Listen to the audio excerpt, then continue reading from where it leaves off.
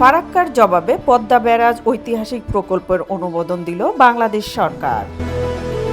দীর্ঘদিন আলোচিত পানি ব্যবস্থা ও নদী রক্ষা পরিকল্পনার বড় পদক্ষেপ নিল বাংলাদেশ সরকার। দেশের দক্ষিণ পশ্চিমাঞ্চলে পানি সংকট, নদীর নব্যতা রক্ষা এবং কৃষি ব্যবস্থার উন্নয়নে বহুল প্রত্যাশিত পদ্মা ব্যারাজ প্রকল্পের অনুমোদন দেওয়া হয়েছে বলে জানা গেছে। বিষয়টিকে অনেকেই ভারতের ফারাক্কা বাঁধের প্রভাব মোকাবেলার বাংলাদেশের কৌশলগত জবাব হিসেবে দেখছেন।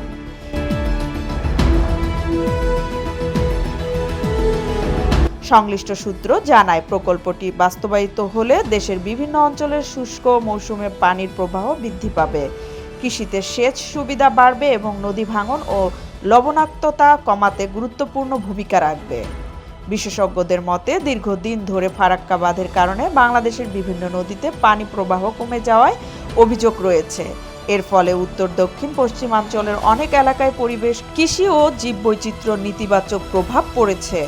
পানি উন্নয়ন বোর্ডের এক কর্মকর্তা বলেন, পদ্মা ব্যারাজ প্রকল্প শুধু একটি অবকাঠামো নয়, এটি দেশের পানি নিরাপত্তা ও অর্থনীতির জন্য একটি দীর্ঘমেয়াদী বিনিয়োগ।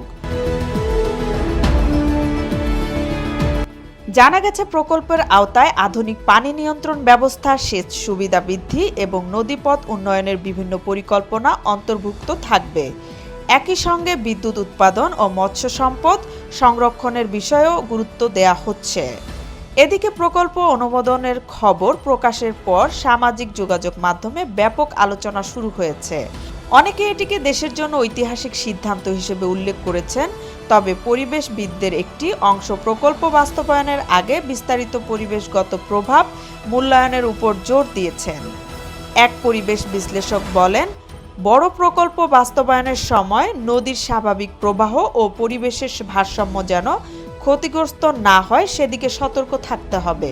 সব মিলিয়ে পদ্মা ব্যারাজ প্রকল্পের অনুমোদনকে দেশের পানি ব্যবস্থাপনায় নতুন যুগের সূচনা হিসেবে দেখছেন সংশ্লিষ্টরা। এখন বাস্তবায়নের গতি ও কার্যকারিতার দিকেই তাকিয়ে পুরো দেশ।